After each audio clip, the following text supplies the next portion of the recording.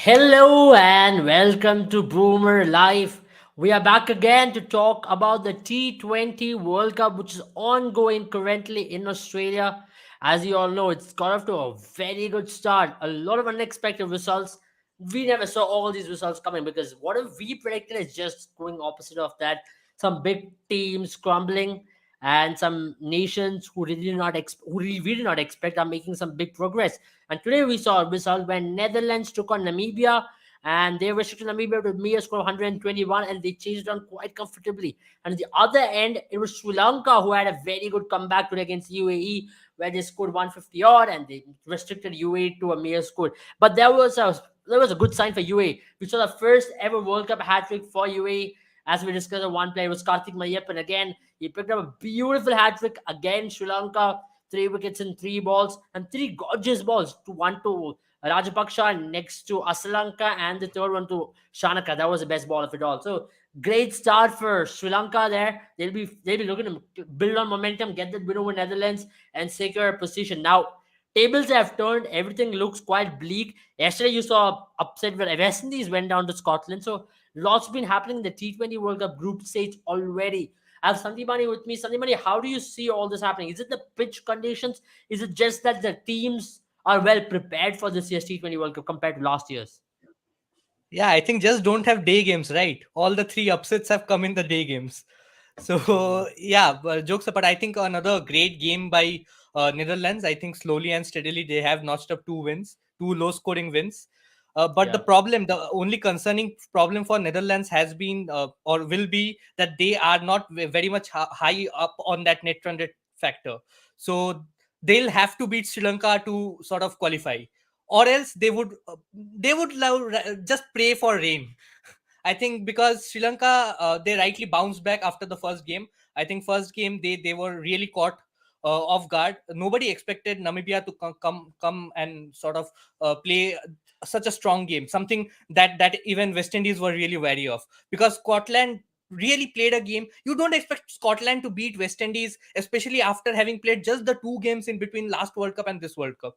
The last T20 I win was in last World Cup. That just goes to show they haven't played too many T20 internationals in between. And then it was just a dream run start for them.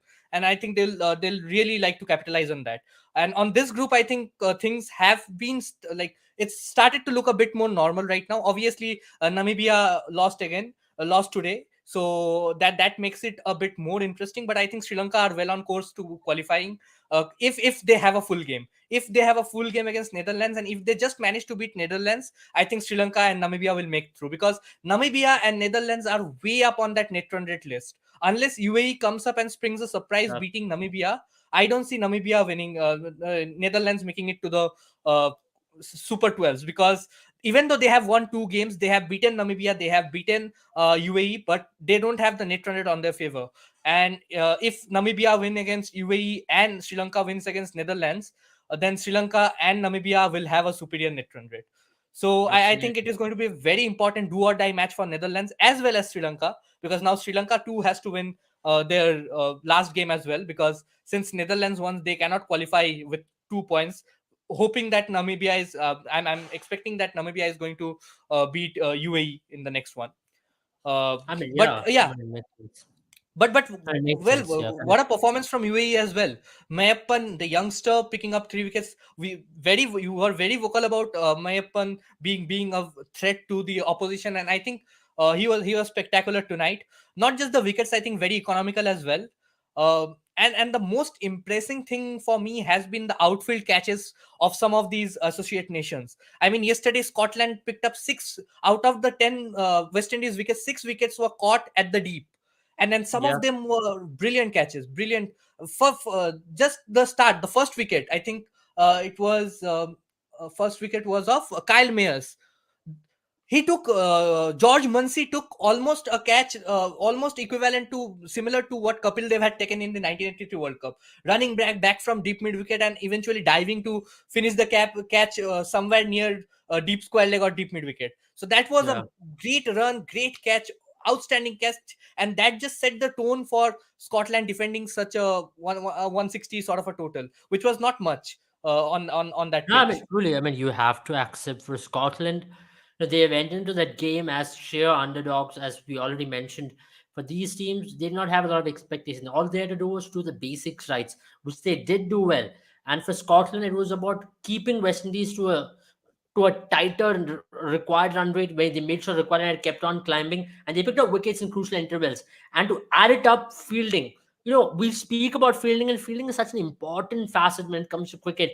And they did that with perfection. They did not drop I mean, any six catches. outfield catches. I don't Groundbreaking. remember another game where I have seen six outfield catches being taken, and all of those catches, almost all, I mean, three or four were difficult chances. They had to Yeah, convert, like they had to uh, take a difficult catch, and they did it under pressure. That just goes to show the character that the Scotland team has, and not just the Scotland team. I think Zimbabwe, Netherlands, Ireland, Namibia, all of them are showing great character. Even UAE, even though they yeah, have ended on the wrong side of two games, but this is their first tournament, first ICC World Cup tournament, and to come to this big stage and sort of play teams like Namibia, Netherlands, who have some X factor players in them, is a huge feat. I mean, mm, obviously there are a lot of question marks with the batting. The intent was missing in this game as well. It was actually missing in the game against Namibia as well. Another 10-15 runs and they could have made a match out of it. But tonight's game as well, it was against Sri Lanka. They just couldn't get going. And yeah. I I mean, think I they mean, the were. one thing which really surprised me from Namibia was that they held back their two main batters. I understand this backloaded approach a lot of teams take. They keep their two power hitters towards the end. We've seen that with some finishers.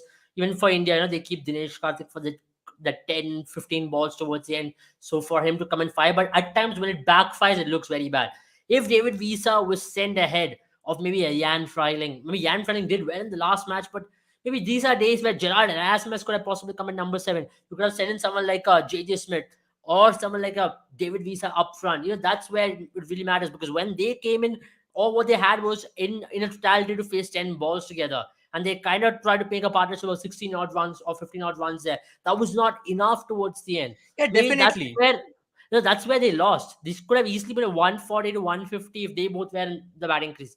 Yeah, The ability they I gave was totally such as agree well. with you, especially because JJ Smith and David Visa over the past couple of years have been their most reliable batters in the middle order. I understand that you want to take the game deep and you want to keep your sort of best power hitters till the end, to come at the end, and that is what most teams do. But I mean, you can keep one of the batters till the end. I think Erasmus could have demoted himself down the order and come at six or seven. I think he came at six, number six. He should have come in at number seven or eight, because I don't see JJ Smith batting at number eight for any team, because he's such a consistent player as well. It's not just about hitting; he consistently scores those runs.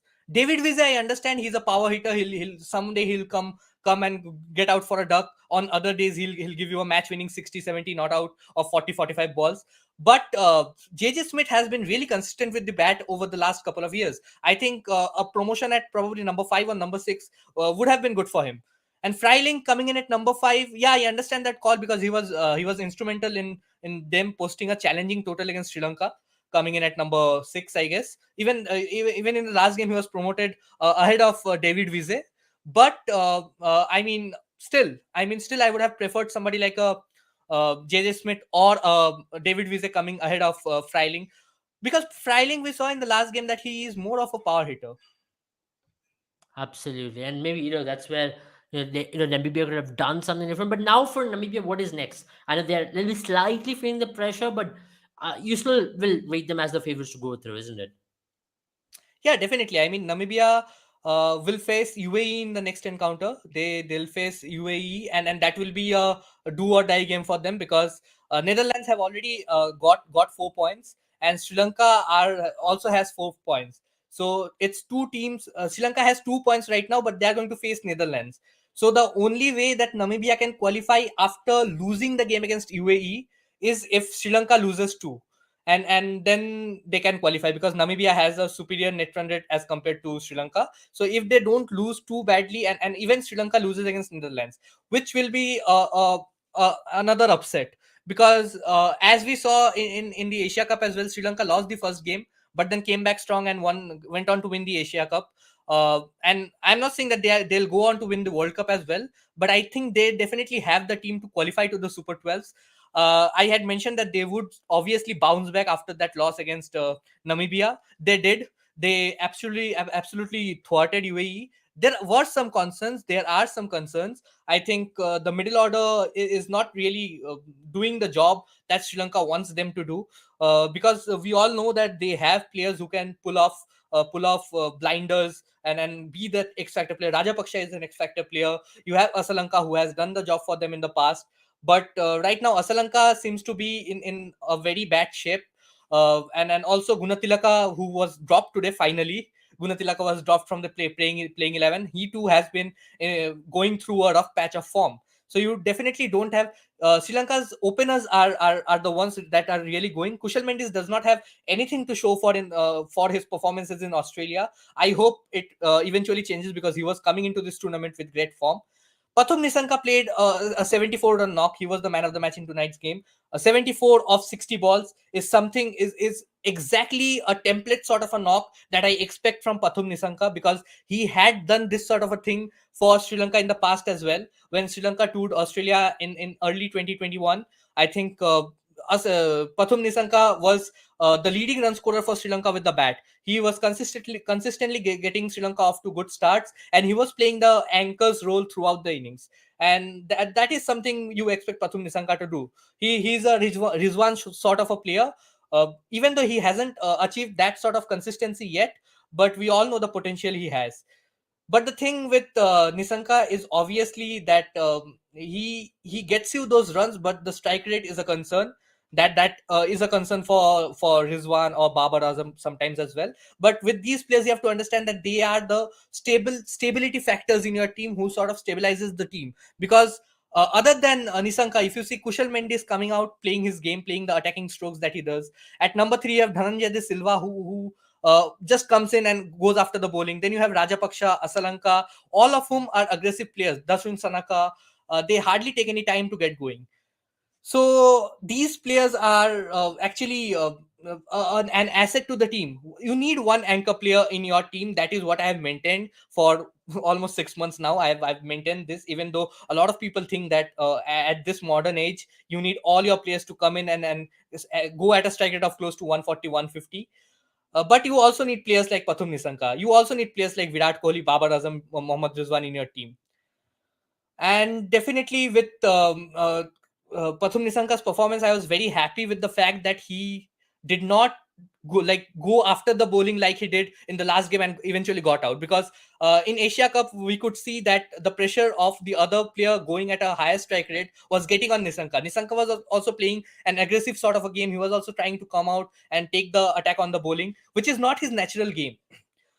You have to give the player time to sort of get going and play his natural game. And I think this is Pathum Nisanka's natural game. The 74 knock of 60 balls was exactly his up his alley, and I think that this was a match-winning knock when it comes to Sri Lanka's. When it comes to Sri Lanka, and I think the pitch was a bit difficult. Mayappan picked up a hat trick. Hasaranga was brilliant, and you also had Dushmanta Chamida coming in, picking up wickets. Chamida doing what he did before his injury. He has had a great sort of success right after the IPL. In the IPL also, Chamida was excellent. Even after IPL, he was brilliant for Sri Lanka before getting injured. So it's good to see him coming back to form. And I think this Sri Lankan team is going to pose a great threat to Netherlands. And Netherlands are going to find it very difficult, because Netherlands today as well. They chased down 112 against UAE. They chased down 122 against Namibia. But these haven't been very convincing chases. Like the last game as well, I was very impressed by Max Sodaud and Vikram Singh. I think the two openers are Netherlands' best batters, who sort of gets the team off to a great start.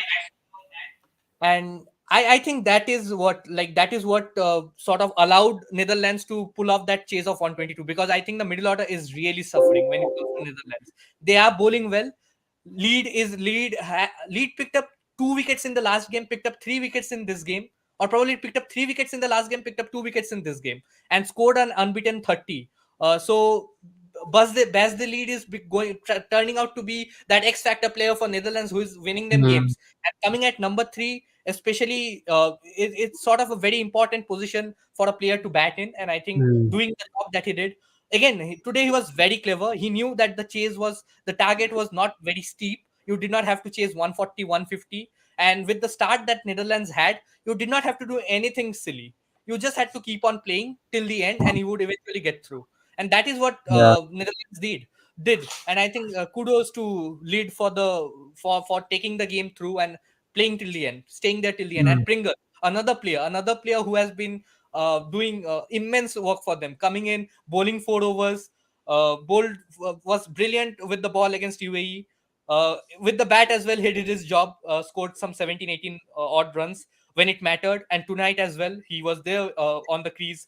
I think that stroke in the penultimate over, when 8 runs were required of 7 balls, it was basically a free hit. But he sort of tried to go after, like, cleared mid off and picked that 2 runs, kept a lead on strike, and I think that was what eventually got them the game. Yeah, I think Abel is facing some issues with the internet. I think that is why I had to keep on going for so long. yeah, yeah, I'm back. Yeah, Yeah, yeah. it's facing slight bit of issues with the internet, but nonetheless, we were talking I about had a mini Netherlands. monologue going over there. Yes. Nonetheless, we have to talk about Shaheen as well, as Aisha has asked. See, whatever I saw of Shaheen, he looked rushed. He looked rusty. You can't say he's back to his 100% best. He just didn't look like Shaheen. You saw it from his run up. It was not 100% Shaheen. You can expect that, especially when a ball was coming after injury. And also, the Pakistan managed him pretty well by not letting him ball more than 2 overs, because at times what can happen is that you tend to pull up when you're coming off a long layoff. And Shaheen has been having this is his first match after almost 3 to 4 months. So you don't want to risk Shaheen at this point. You want to get him slowly into the game and the kind of thick of things. You understand. Ultimately, it's just a warm-up game, and the mega contest starts on the 23rd for Pakistan, and as well as for India as well. That's why you also saw on the other end with India as well. They did not really rush in Shami. They kept him for that 1 over where he came and delivered a match-winning over. So that is two ends The of last two the. wickets were especially great because both the Yeah. wickets were bowled and both of them were the Yorkers were on point. So I think if Shami continues to bowl like this in the death overs, I think a lot of India's concern in the death overs is going Yeah. to go. I mean, but it's still warm up game. You can't really judge anything out of warm up game. I really don't care about the results in the warm up game, and you shouldn't really care about Also, the that results in catch the from warm up Kohli, game. right? Yeah, Uh, uh, Shami, Team India picked up 4 wickets of the last four deliveries, and it all started with that one-handed catch by Kohli. And I think if the ball would have, Pat Cummins had absolutely nailed it. So if that would have gone over Kohli's head, I think that would have been mm, game for Australia. So yeah, that one-handed take by Kohli was the sort of the start of Australia's demise. So yeah, that just absolutely. triggered the Yeah, collapse. you would have never seen those 3 wickets after that as well. So it all Definitely. sparked right there. It could have gone for six. It would have been a different game altogether.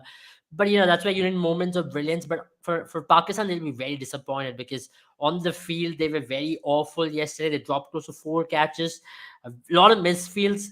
Haider Ali will be feeling the pressure because wherever he went, the ball was following him. He had a misfield on the ground, and a catch went on top of him. So when it's a bad day on the field, the ball And tends to follow you a lot Shadab more. Khan was visibly very frustrated by Haider Ali's fielding efforts over there with that run out. I think Absolutely. that also And went yeah, viral. that's right. Yeah, Yeah, it did. It did. And for Pakistan, I think they shouldn't be really hard done by that kind of an effort. But it's just a warm up game. They have another warm up game tomorrow against Afghanistan, one of the arch rivals in the modern era. I think they would like to take a lot more box. I like the fact that Babar and Rizwan took an off to see how the batting order went about it. So that's I exactly what they have been should be doing. very vocal about the fact that Babar Azam and Mohammad Rizwan needed to be given some rest, and I think it was great to see both of them resting. And Pakistan still managed to score 160. So that, Yeah, and I think that in itself is a they had one of very, the highest power play starts where they scored yeah, close to 66 for one, and yeah, they'll yeah. be very happy. I mean, Yeah, Shan Masood and will I be think very that is happy. one of the biggest positives that they will take from that game against England. I think they were facing England, and that is always a very challenging task because England arguably has the best squad for this T20 World Cup. So facing England was always going to be a challenge, and especially with Mohammad Rizwan and Babar Azam missing, it was a very steep task. And I think they put up they put up a strong fight. I'm Ah, going to say this, they that did, I was absolutely. especially impressed with their performance with the bat. Not so much with the ball and in the field, but with the bat, I think they ticked a lot of boxes. I mean, truly they did. I mean, they came about. I mean, they'll be very pleased at the end of the day by scoring 160 or even without their two main batters. And Shan Masood did step up. But if you talk about middle order, there'll still be a concern. A lot of middle order batters yet to step up with the likes of Iftikhar, Asif Ali. They're all being hard done by the pace and bounce in Australia. If not for the Mohammad Wasim's cameo, this could have well been 140 as well. So there's another side of things which they should be looking at too. But they'll be pleased with the fact that Shaheen Afridi was able to bowl at 2 overs, two crucial overs for But Pakistan. if Because I was that, in the Pakistan camp, and if I was in the Pakistan management, I would rest Shaheen Afridi for tomorrow's game, because I we mean, know what can happen if you sort of rush a player and sort of ask him to bowl 4 overs. And yeah, then quite recently, Bumrah was that case. He was coming back from an injury. People were getting anxious as to whether Bumrah would be able to make it before the World Cup. So he was given that series against South Africa. He played 2 games. Sorry, against Australia, he played 2 games, and then it all went downhill for him. So don't rush your prime. Don't rush your prime fast bowler is what I would say to the Pakistan management right now. absolutely. I mean, these are the mistakes which you don't want to do before a big match against India. And I'm pretty sure he'll be ready to go in that big match on 23rd against India, where I believe he'll be much more in rhythm. And you slowly want to give him a time to get back. Maybe you can give him 2 overs or an over here and there, but not to ball him a full quarter of 4 overs, and not to ball him with intensity, because you never know. You can pull up here or there, and all of a sudden his tournament will be over. So these are mistakes which Pakistan team management should be looking into. They shouldn't be doing, and they should take some hard calls, especially for tomorrow's warm games. Ultimately, these are all warm up games. This is where you really want to try out your combinations, try out whatever possible ballers, or you want to see a player how they go about it. Fakar Zaman, I'll be looking to see him how he goes about Australia, because he has not got a very good track record against in bouncy conditions, against quicker bowling conditions. So that's where you would want to see Fakar Zaman if they are looking to play Fakar Zaman in that game against India, which I think more or less they will. They are looking at Fakar Zaman at number 3. That's one of the reasons why they brought him into the team. Now they have brought him into the team. I like to see how he goes about in that warm game tomorrow as well, isn't it? But then whom are you going to drop? Because I thought that Pakistan had Shadab Khan, Asif Ali, Mohammad Nawaz, and Iftikhar Ahmed placed at the number 4, 5, 6, and 7, if I'm not wrong. I mean, you can give one of the batters a rest. Maybe possibly you can give a Shan No, I'm Masood not a talking rest. about. I'm not talking about tomorrow's game. Tomorrow, ideally, they would definitely play I don't think Shan Fakhar Masood Zaman. is playing. I don't think Shan Masood will start for Pakistan. I really see. No, I meant I thought Haider Ali is going to play, right. So Haider Ali, Fakhar Zaman. It's going to be. I don't know. I Yeah, think it's I going think to I be a think it's gonna be challenge. this way around. Maybe the Babar Rizwan Fakar, then Haider Ali, then Iftikhar Asif, then Shadab Nawaz, Yeah, yeah, or yeah. Just even just instead of Shan Masood, you can have uh, Haider Ali instead of Shan Masood, and you can just bring in Fakhar Zaman, because also from that Asia Cup squad, Khusdil Shah is not playing, so Khusdil Shah will probably not play. Will not start in the game against India, especially. absolutely. And on the other end, for the two teams you're talking, one team is New Zealand, of course. For New Zealand tomorrow, the warm up game. I know we've already moved on to warm up games for tomorrow, but I think before we move on, there, let's finally talk about the matches which happened today before we talk about the warm up games tomorrow, because tomorrow there are also teams taking place. For UAE, I think the tournament has almost come to an end, but a lot of positives for them. In whatever they've shown in the field, they'll be pretty happy. One of the I can give you a scenario where UAE qualifies. I mean, yes, if they defeat Namibia, and if Netherlands You also know, goes on. UAE has to defeat. Yeah, UAE has to defeat Namibia by a huge margin, and then Sri Lanka has to lose against Netherlands. I mean, yeah. So yeah, but it's tough Yeah, for it's UAE to very come tough. on to the pitch. It's very tough. But these are all practical theories from here and there. But for UAE, they'll be slightly hardened, but they'll still feel maybe that first game, if they'd have gotten a win there, they could have possibly had a longer run in the tournament, or maybe even Because what have is a clear surprising to chance to me is I would have pitted Netherlands. Yeah, I mean Netherlands were definitely a slight favorites when they were playing UAE, but with the batting display that they have some great sort of very experienced players in the middle. They have Colin Ackerman, they have Tom Cooper, they have Vander Merwe, but they are just not coming to the party. They are disappointing. They have been quite disappointing so far.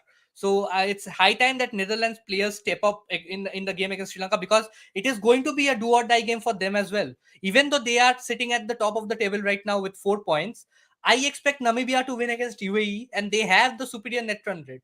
And even Sri Lanka has a superior net run rate when it compares to Netherlands. So if Yeah. Netherlands loses another game, no matter, even if they have 4 points, they are going to go out of the tournament because of the net run rate. So Yeah, it that's is why a this group must-win has game for become even Netherlands more as well. interesting. And you expect Sri Lanka to be the favorites leading into that game, unless if rain comes and if it's a washout, Yeah, then yeah. Netherlands The qualify. only thing for me, the only thing that can save this Netherlands team from Sri Lanka is rain. I think Mm, rain can play a spoil sport, and Netherlands would be praying to the rain gods, because if rain comes in, then Netherlands will obviously qualify. It will also make the Namibia versus UAE game do and die game for Namibia. If they manage to beat UAE, they qualify. It will not depend on net run rate any longer. absolutely. So And also for a team like Sri Lanka, they will be looking at today's result in a very positive manner. They'll feel what they did in Asia Cup is exactly what's happening right now. They got a win right here, and they'll believe that they can go on to build from this momentum and get a win against Netherlands, which they surely start as favorites. They look like they wanted to hunt in packs, so especially in the bowling department. They'll be slightly worried about Chamira. He has pulled up in the wrong moment for them. If yeah, Chamira is I think fit, he was I mean, outstanding tonight. Yeah, he was really outstanding good, tonight. But yeah, but yeah, they'll be really hoping that it's not a big injury. But if it is, then yet again they'll have to rely back to their Asia Cup bowling, who really won them. Then also you would not have Chamira, but Chamira is such a vital cog for this team to pick up wickets up front and to be that enforcer through the middle overs for them. Death overs, I really don't see Chamira to be the death overs bowler, but an enforcer in the middle to come and ball here and over here and there, pick up a wicket. And Hasaranga, he only picked up a wicket today, but he was bowling beautifully. And Tikshana as well was very Aslanka good. picked up 3 wickets tonight. Yeah, he picked up 3 wickets today. But Yeah, and he was for pretty Hassan, economical. I mean, the UAE players were just trying to play him off, but they did not manage to do so because of the class act that Hasaranga is. But yeah, I think the bowling more or less is something that Sri Lanka would not really worry about. I think death over is a concern for them still, because they went up and considered close to 100 runs in the last 8 overs against Namibia. So death over bowling is a concern, but I won't ponder too much on the bowling otherwise, because they have Thikshana, Hasaranga, two quality operators in the middle, and Thikshana can even start the bowling for you, and also you have Madhushan, who is sort of okay. She has not looked in great form, but he's okay. If Chamira manages to play on, I think that is going to be a huge boost for Sri Lanka. And Chamika Karunaratne is coming in and doing the job that is needed to be done. But I think yeah, death over needs improvement. And also the main concern, if I am in the Sri Lankan camp, will be the middle order, because it's time that they come good, because we have had Rajapaksha coming good in critical matches, or you have had players coming in stepping up for the team when it needs to be done. But other than that, I think the top order has been the main strength for Sri Lanka's success. Whenever the top order performs, Sri Lanka wins. But when Kushal Mendes, Nisanka, and Dhananjay De Silva, number 1, 2, and 3, fails, Sri Lanka are having a very difficult time, because Shanaka has had on and off tournament, and he has had a on and off year throughout as well, because sometimes you see Shanaka coming out winning you games, but there is lack of consistency. Same is the case with Rajapaksha, and Asalanka and Gunatilaka are in no form whatsoever. So one yeah. game Gunatilaka is playing failing, one game Asalanka is playing failing. Why Dinesh Chandimal is not getting a go is my question. So Dhananjay De Silva is another player we I had also told that. think Sri Lanka are trying to back this, the well settled 11 which they have, which they But believe for to how have. long? They tickled with the 11 tonight. They made Asalanka come. Finally, Gunatilaka did not play a game. The replacement did nothing better. He went out for No, a Sri golden duck. Lanka has been in no good form either. Yeah, of yeah, Sri yeah. Lanka. He really struggled in the Asia Cup as well. Yeah, and today you saw he got out the first ball, and I think it's going to take a bigger dent to his confidence if you look at ultimately uh, what Sri Lanka has got right now. But if you have to move on from here on for Sri Lanka, I think it's about that game against Netherlands. It's going to be such a vital game for them not to really spoil it. They have to be at their A game against them to really get a result, and from the end on to look into the Super 12s. They'll already be looking at Super 12s. They already will have an eye on the Super 12s, but it depends on which group they end up as well from here on. If they're going to end up in India's group, or they're going to that group which we already predicted them to go, which is Group A.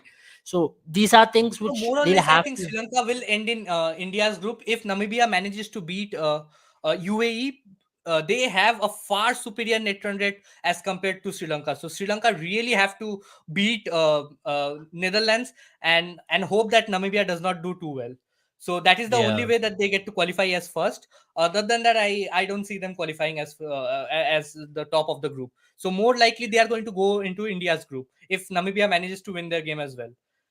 But true. I definitely see Sri Lanka winning if they have a game. If rain does not play spoil sport, the team that Sri Lanka has right now, and especially with the batting team that batting form that the Netherlands batters are in right now, I definitely feel that they are really going to struggle against Sri Lanka and Yeah. the likes of Hasaranga and Thikshana.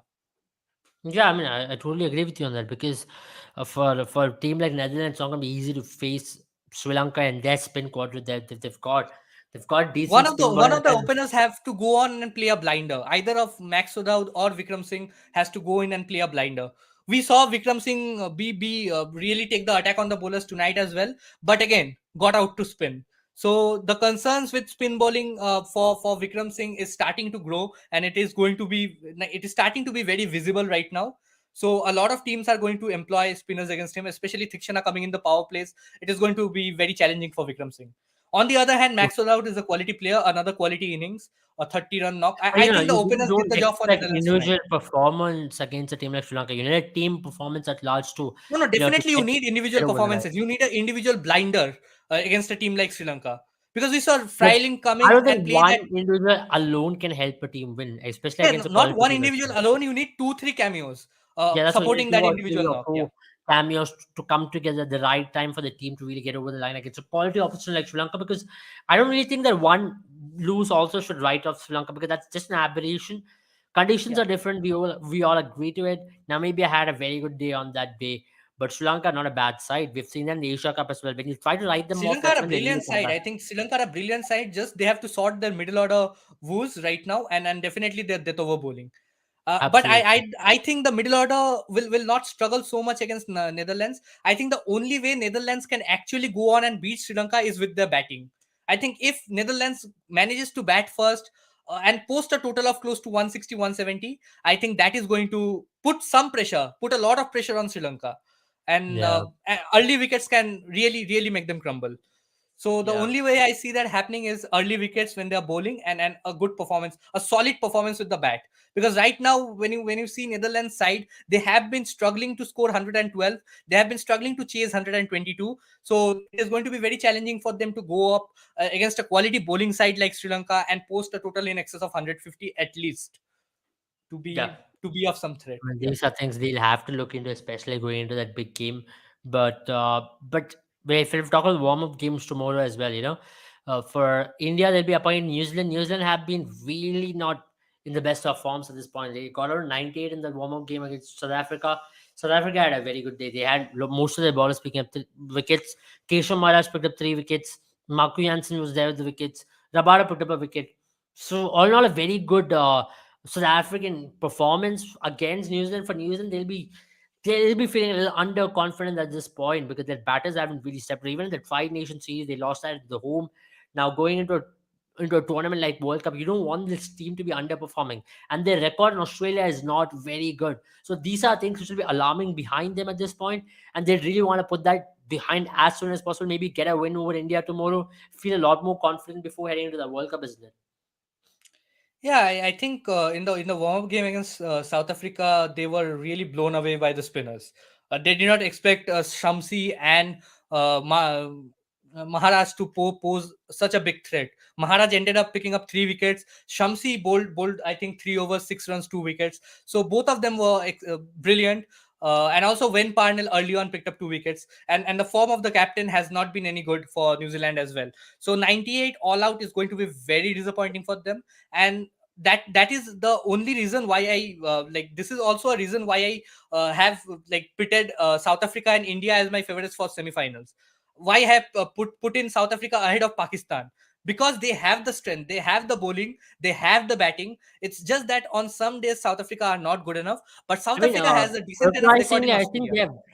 I think they are looking beyond Temba Bavuma in this World Cup because you saw signs in that last game. Where you saw Risa Hendricks opening with who was it? He opened with Wiley Wuso, Riley Russo, and yeah. maybe I was quite surprised not say Quinton de Kock and Temba Bavuma. Maybe it's just one more game, but maybe on another day, maybe Risa Hendricks can also open with Quinton de Kock, and Wiley Wuso can come in at Yeah, number I think three. that is the way to go, because you at this level you can't afford a player who is just in the team as a fielder or as a captain, because he's your opening batter as well. So the momentum always it's always a sort of a disadvantage for a team if you have to take into account the fact that you are going to be one down pretty soon with no momentum on the board. Temba Bavuma coming in opening the batting for South Africa has not been able to lead from the front. He has not set an example to the team with the bat, because he just goes out there and gets out. And Hmm. even when he plays for 15-20 balls, there is no momentum in that innings. So he does not have the strike rate of somebody like a David Miller or Aiden Markram of 140, 150, so that there is some sort of momentum in that innings. So basically, the player that is coming in at number three, more often than not, that is going to be Riley Russo. So Riley Russo Hmm. coming in at number three has to deal with the fact that there is no momentum in that innings. He has to build up the innings from scratch along with Quinton de Kock. And also, I think Temba Bavuma opening with Quinton de Kock puts a lot of pressure on Quinton de Kock to perform and go after the bowling early on. And I think Quinton de Kock does fairly well when Quinton de Kock does fairly well when he opens with somebody like Aiden Markram, when he used to open with somebody like Aiden Markram or Riza Hendricks, because they sort of ease a lot of pressure from his side. Because I mean, if you're also coming the in and your partner is finding it very difficult to get going and getting out, not getting those runs, it builds a lot of pressure on you to get the runs going or get the innings going as well. So I think that is I one of mean, it the reasons. also is the right way to go in T20 cricket. You don't want the batter to be there, wasting a lot of balls in power play and letting your team Yeah, score down. You saw in the Indian series where South Africa were getting out to bad starts because of that one player. They had a very strong middle order performance through the series, but that one player was costing them a lot of issues. So that's where South Africa will have to look beyond Temba Bavuma maybe in this World Cup. And maybe no better option. South Africa are one of the strong contenders to make it a semi-final for a reason that these conditions in Australia will suit South Africa a lot more definitely. as we I mean, South expected. Africa has had some of their greatest successes in Australia, so they love Yeah, playing in it's not going Australia. to be They easy. love the conditions. It's going to defeat South Africa, both for India and for Pakistan. Their biggest challenge is going to be against the South African team, who are high in confidence. They've had a very good year in T20 format or in white ball format, especially in T20 format. As a team, they've been winning matches. And they've got players. They've got the likes of David Miller, who's been in fantastic form. They've got Hendrik Clausen, who can come in as well. They've got Quinton de Kock, who's getting back in form at the right time. Wiley Wuso, since Riley he's made Russo a scored a comeback. century in his last T20 against India. So Yeah, you absolutely. have Since Riley his Russo comeback, as he's well. been in good form. And Tristan Stubbs, if he's given an opportunity to do well. Definitely. It's just the only, and also you have Wayne Parnell and Maharaj doing a pretty good job at number seven and number eight, Yeah, because Maharaj, I think he scored that 40 odd runs in the first T20 against India, that sort of allowed South Africa to go up to some total of respectability. And I think yeah. Maharaj and Parnell over the years have done a great job for South Africa with the bat as well. So I think that, and also Rabada can come in and swing his bat and then get you those extra 10-15 runs at the end. He Hmm. had been used very well. Like, he was doing a very good job with the bat for Punjab Kings as well, because Punjab Kings, with the approach that they had adopted, were needing the services of Rabada quite early on in the innings. Probably in the 15th or Yeah, 16th over, yeah. Rabada was coming in at number 8, 9, and then tonking the ball across and getting those extra 10-15 runs. The team like ended up went into the went after the first innings break in a good note, because they were ending the innings well with Rabada playing at number 9. So I think they have Yeah. enough firepower in their batting. Their bowling looks very threatening. So yeah, for India and Pakistan, the major challenge is going to be South Africa. Yeah, I mean that's gonna be it, and for South And Africa also as I well. mean also because it is very unclear from the other group, from the B group in group stages. We don't know who is going to qualify. It is so unpredictable. West Indies, I mean, we just had two games. West Indies lost to Scotland, who hadn't played a lot of T20I cricket before this game, before the last game against West Indies. So coming in and defeating two-time world champions is a huge feat. So personally expected Scotland to be the weakest among the four teams in that group, because Ireland and Zimbabwe were in great form. Zimbabwe started off their campaign on Yeah, a yeah, great positive note. absolutely. And Sikandar Raza, what a superstar. I mean, he's A been superstar that man. from Pakistan, right? Yeah. Absolutely. I mean, Going he's in. been in very good form since this last year, and his strike rate has been top notch. Him with the ball, so he's been an X factor player for them to do things well for them, and he's been their face. And he's not kept put a foot wrong, as you say. Whatever he has touched has turned into gold. And even yesterday's knock of 86 was just brilliant. Again, though it was against Ireland, he's been very good. He scored 100 against India. Ireland had a pretty decent team. They had a good team. 82 I or mean, they 50 have a balls very good against team. So Ireland is, I'll they'll be take under that. pressure right now. If they lose one more game, they're almost out. And that game against West Indies becomes now even more crucial for them to come back and come back pretty strong. And for West Indies, well, they It's a can't now group where win. any of the four teams can qualify right now, right? So Scotland are in with Yeah. a chance, especially with the way that they beat West Indies in a convincing way, taking all those difficult outfield catches, scoring those important runs. I would have been a bit happier if George Munsey ended up being the man of the match for his knock of 60 odd runs of 50 balls. But I would have been happier if he would have, even he was a bit disappointed with the fact that he could not get the innings going, because Scotland started off in great fashion. They were 50 for no loss. When the rain started to play a spoil sport, when not actually a spoil sport, when rain started to come in, Scotland went into the rain break at 50 for no loss at the end of 5 overs. So they had a great start, and George Munsey was going well. But once like coming back from that rain break, Munsey never really got going. He played a runner ball knock. But he played that anchor's knock that allowed the team to get to a total of 154, 155, and eventually challenge West Indies 159. They got 14 runs of that last over, and the West Indies batting, the last 2 3 years, have been as unpredictable as batting can be. So West Indian And they're because they very have a poor very with strong short team. selection.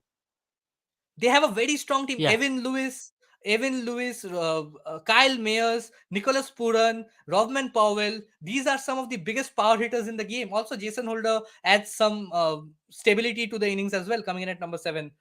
So I think a great side, but clearly they underplayed in the last game. They were poor with the bat, and also Scotland managed to pick up some great catches.